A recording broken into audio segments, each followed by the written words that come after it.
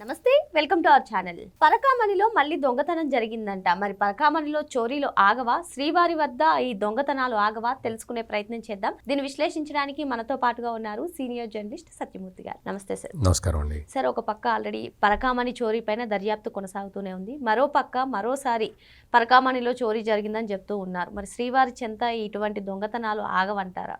ఆగు. ఎందుకు అంటే అక్కడ కొన్ని ముఠాలు ఉన్నాయి. అవి అన్య మతాలకి చెందిన వాళ్ళు ఇంకా ఉన్నారు. వాళ్ళ మత విశ్వాసాలు వేరుగా ఉంటాయి. వాళ్ళకి వెంకటేశ్వర స్వామి మీద భక్తి అనేది ఉండదు. వెంకటేశ్వర స్వామి దగ్గర వాళ్ళు భక్తితో కాకుండా ఏదో ఒక కుట్రతోటి వచ్చి చేరిన వాళ్ళు అక్కడ ఇంకా చాలా మంది ఉన్నారు. అది దురదృష్టకరం. అది మనం దానికి ఎట్లా చెక్ పెట్టాలి అనేది చాలా రకాలుగా ఎన్ని రకాలుగా ఆలోచించినా కానీ అది సాధ్యపడదు కూడా. ఎందుకు అంటే వాళ్ళు సర్టిఫికేట్స్లో హిందూ అని ఉంటుంది, వాళ్ళు ప్రాక్టీస్ చేసేదేమో వేరే మతాన్ని ప్రాక్టీస్ చేస్తూ ఉంటారు. వెంకటేశ్వర స్వామి ప్రసాదాన్ని కూడా వాళ్ళు ముట్టుకోరు, కానీ కొండ మీదకి వచ్చేసరికి వాళ్ళు హిందువుల్లాగా నటిస్తూ ఉంటారు. కొండ దిగి కిందకి వెళ్ళంగానే వాళ్ళ వేరే మతాన్ని వాళ్ళు ప్రాక్టీస్ చేసుకుంటారు. కొంతమంది ఇళ్లల్లో అయితే వెంకటేశ్వర స్వామి ఫోటోలు కూడా ఉండవు, అన్ని వేరే దేవుళ్ళ ఫోటోలు ఉంటాయి. ఇటువంటి దురదృష్టకరమైన పరిస్థితులు ఇంకా కంటిన్యూ అవుతూ ఉన్నందుకు నిజంగా మనందరం కూడా సిగ్గుపడాల్సిన పరిస్థితి ఉంది. ఇదంతా కూడా కొంత బాధతోటి మనం చెప్పుకునే విషయమే తప్ప ఇది ఎవరికి ఆనందం కలిగించేది కాదు.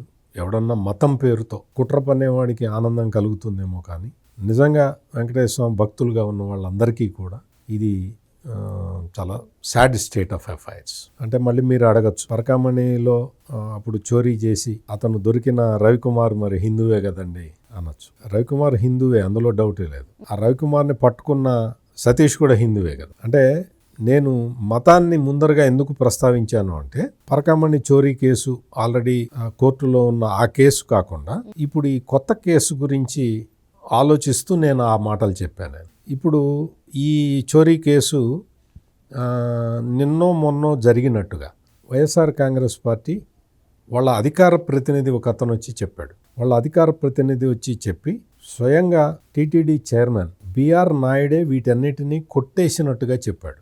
నాకు అది విన్న తర్వాత నాకు చాలా అసలు ఈ రాజకీయాల కోసం ఇటువంటి నీచమైన ఆరోపణలు చేస్తారా అనే ఒక బాధ కలిగింది. ఆ తర్వాత మనం ఎంక్వైరీ చేసుకుంటే ఈ వైఎస్ఆర్ కాంగ్రెస్ పార్టీ అధికార ప్రతినిధి వచ్చి వాళ్ళ ఛానల్లో కూర్చొని వాళ్ళ డిస్కషన్లో, కొమ్మినేని శ్రీనివాసరావు అనే ఒక జర్నలిస్ట్ ఉంటాడు, అతని డిబేట్లో కూర్చొని ఈ వివరాలన్నీ చెప్పాడు. అతను వాస్తవంగా ఏంటి అంటే, ఈ చోరీ జరిగింది నిన్న మొన్న కాదు. ఈ చోరీ జరిగింది, మీకు డేట్తో సహా చెప్తాను.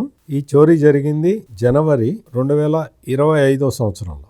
2025 సంవత్సరంలో ఈ చోరీ జరిగింది. ఈ పరకామణికి సంబంధించి పెంచెలయ్య అనే వ్యక్తి ఈ చోరీకి పాల్పడ్డాడు.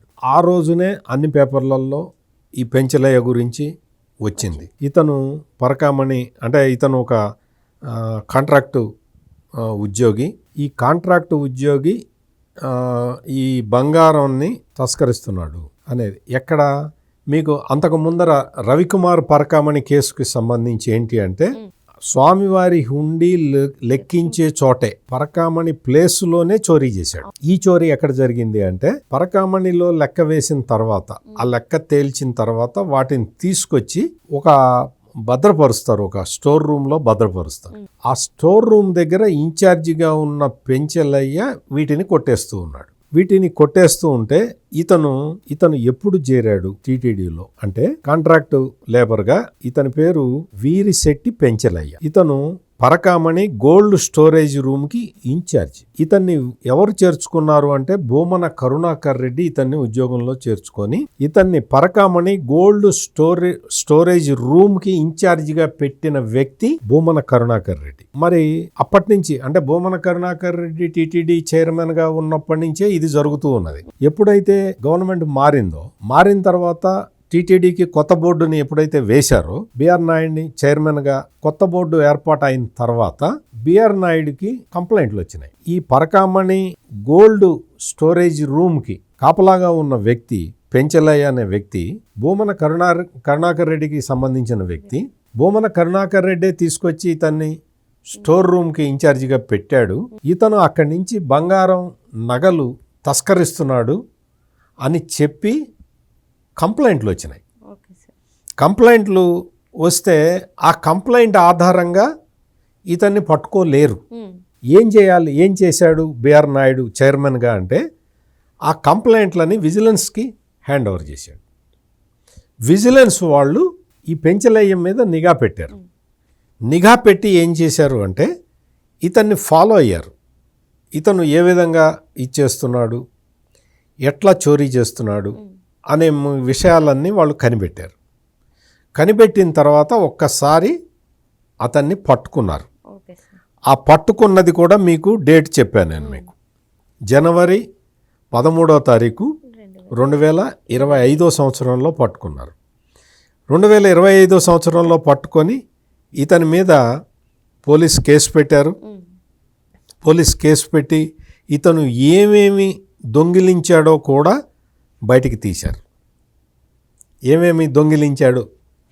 ఈ పెంచలయ్య అనే వ్యక్తి, భూమన కరుణాకర్ రెడ్డి తీసుకొచ్చి అక్కడ పెట్టిన ఈ పెంచలయ్య అనే వ్యక్తి మామూలుగా వెంకటేశ్వర స్వామికి నిలువు దోపిడీ ఇస్తారు ఆడవాళ్ళు. ఏదన్నా భర్త ఆరోగ్యం బాగలేకపోతే, ఆరోగ్యం బాగా అయితే నిలువు దోపిడీ ఇస్తానని ఏదో అటువంటి మొక్కులేవో ఉంటాయి.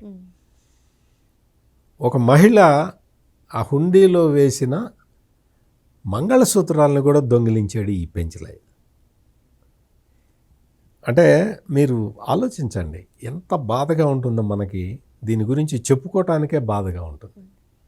అంటే ఒక మహిళ తన సెంటిమెంట్ తోటి మంగళసూత్రాన్ని స్వామివారికి ఇస్తే, హుండీలో వేస్తే దాన్ని కూడా ఈ పెంచలయ్య కొట్టేశాడు. ఈ పెంచలయ్య కొట్టేసిన తర్వాత దాన్ని వీళ్ళందరూ కూడా నిఘా వేసి పట్టుకొని పోలీస్ కేసు పెట్టి అదంతా కేసు నడుస్తూ ఉన్నది. 2025 జనవరిలో జరిగిన ఈ చోరీ, పనకామణి చోరీని అందరూ మర్చిపోయిందాక ఆగి నిన్న మొన్న ఈ వైసీపీ వాళ్ళు దీన్ని తీసుకొచ్చి బిఆర్ నాయుడు కొట్టేశాడు అని చెప్తూ ఉన్నారు. ఎంత దారుణమో చూడండి. అంటే ఈ వైఎస్ఆర్ కాంగ్రెస్ పార్టీకి సంబంధించిన వాళ్ళకి వెంకటేశ్వర స్వామి మీద విశ్వాసం కానీ, హిందూ మతం మీద ఒక అచంచలమైన భక్తి ప్రపత్తులు కానీ ఏవి లేవు. వీళ్ళకి ఎంతసేపటికి రాజకీయం. ఆ రాజకీయం కోసం బిఆర్ నాయుడు మీద బురద జల్లటం, బిఆర్ నాయుడు తిరుపతి హుండీలో వస్తువులన్నీ కొట్టేస్తున్నాడు అని ప్రచారం చేయటం. తెర చూస్తే ఇప్పుడు చూస్తే ఏమైంది? అతను ఎవరు మనిషి? భూమన కరుణాకర్ రెడ్డి తీసుకొచ్చి, ఒక కాంట్రాక్ట్ లేబర్గా తీసుకొచ్చి, అతన్ని తీసుకొచ్చి ఒక బంగారం గోల్డ్ స్టోర్కి, పరకామణి గోల్డ్ స్టోర్కి ఇన్ఛార్జిగా పెట్టింది ఎవరు? నువ్వు బిఆర్ నాయుడిని ఈ రోజున బ్లేమ్ చేయటానికి. అతను దొరికాడు కాబట్టి. అతన్ని పట్టుకున్నది ఎవరు? బిఆర్ నాయుడు పట్టుకున్నాడు. అతను ఆ పెంచలయ్య అనే అతన్ని పట్టుకున్న వ్యక్తిని ఇప్పుడు పట్టుకున్నాడు, తీసుకొచ్చి ఆయన పోలీసులకి అప్పగిచ్చిన వ్యక్తి బిఆర్ నాయుడు. అయితే బిఆర్ నాయుడికి వ్యతిరేకంగా ప్రచారం చేస్తున్నారు. నేననే పాయింట్ ఏంటంటే ఇక్కడ ఈ వైసీపీ వాళ్ళు 2025లో జనవరి 13వ తారీఖు జరిగిన ఈ నేరాన్ని ఇప్పుడు ఎందుకు చెప్తున్నారు? ఆ బురదను తీసి బిఆర్ నాయుడు మీద వెయ్యాలని ఎందుకు చూస్తున్నారు అంటే బిఆర్ నాయుడు మొన్న భూమన కరుణాకర్ రెడ్డికి ఒక వార్నింగ్ ఇచ్చాడు. భూమన కరుణాకర్ రెడ్డి, నువ్వు టీటీడీ చైర్మన్గా ఉన్నప్పుడు చేసిన దొంగ పనులన్నీ నాకు తెలుసు అని ఆయన చెప్పిన తర్వాత ఒక్కొక్కటి తీసుకొచ్చి బిఆర్ నాయుడిని బదనాం చేయటానికి అని చెప్పి ప్రయత్నాలు మొదలుపెట్టారు. అందులో భాగంగానే 2025 జనవరి 13వ తారీఖు బయటపడ్డ ఈ దొంగతనాన్ని ఇప్పుడు తీసుకొచ్చి ఇప్పుడు చెప్తూ ఉన్నారు. రవికుమారు ఆ రోజున పరకామణిలో చోరీ చేస్తూ దొరికిపోయిన తర్వాత ఇదే వైవి సుబ్బారెడ్డి, ఇదే భూమన కరుణాకర్ రెడ్డి, అదే రవికుమార్ని కూర్చోబెట్టి పట్టుకున్న విజిలెన్స్ ఆఫీసరు సతీష్ని కూర్చోబెట్టి వాళ్ళిద్దరికీ రాజీ చేశారు. లోక్ అదాలత్లో రాజీ చేసి ఆ రవికుమార్ దగ్గర నుంచి ఆస్తులు రాయించుకున్నారు. నీకు మొత్తం 300 కోట్ల రూపాయల పరకామణి చోరీ జరిగితే 14 కోట్ల రూపాయలు రవికుమార్ దగ్గర నుంచి స్వాధీనం చేసుకొని మిగిలినవన్నీ కొట్టేశారు. మిగిలినవన్నీ కొట్టేసిన తర్వాత ఇదంతా కూడా కోర్టుకి వెళ్తే కోర్టులో క్లియర్ కట్గా చెప్పారు, దీని మీద ఇన్కమ్ ట్యాక్స్ వాళ్ళని చెప్పండి, ఎన్ఫోర్స్మెంట్ డైరెక్టరేట్ సహాయం తీసుకోండి, ఈ మొత్తం కొట్టేశారు వీళ్ళందరూ అని చెప్పి న్యాయస్థానం కూడా క్లియర్గా చెప్పింది. ఆ రోజున ఈ రాజీ చేసిన ఈ పెద్ద మనుషులందరూ ఈ నేరంలో భాగస్వాములే. కొంతమంది పోలీస్ అధికారులు ఉన్నారు, వాళ్ళు కూడా కొట్టేశారు ఇందులో.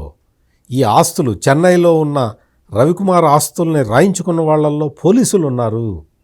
ఆ పోలీస్ ఆఫీసర్లు ఎవరో కూడా ఇప్పటికే దర్యాప్తులో వెల్లడైంది. మొత్తం ఎవరో రాజకీయ నాయకులు ఎవరున్నారు, పోలీసులు ఎవరున్నారు అనేది కూడా స్పష్టంగా దర్యాప్తులో వెల్లడైన తర్వాత ఈ వైసీపీ నాయకులు, ఈ పోలీసు ఉన్నతాధికారులు ఈ నేరంలో ఇరుక్కుపోయి ఉన్నారు, పీకల దాకా ఇరుక్కుపోయి ఉన్నారు. అందుకని ఎవరైతే ఇందులో అంటే బలవంతంగా కాంప్రమైజ్ చేయించారు ఆ సతీష్ని చంపించారు. అంటే తిరుమల తిరుపతి దేవస్థానంలో ఈ బ్యాచ్లు ఈ అంటే స్వామివారి మీద నమ్మకం లేని బ్యాచ్లు, హిందూ మతం అంటే నమ్మకం లేని ఈ బ్యాచ్లు ఎన్నెన్ని ఘోరాలు ఎన్నెన్ని అపచారాలు చేస్తున్నాయో చూడండి. ఈ రోజుకి అధికారం కోల్పోయి ప్రజలు వాళ్ళందరినీ తీసుకొచ్చి రోడ్డు మీద నిలబెట్టిన తర్వాత కూడా వాళ్ళు కుట్రలు ఆపట్లేదు.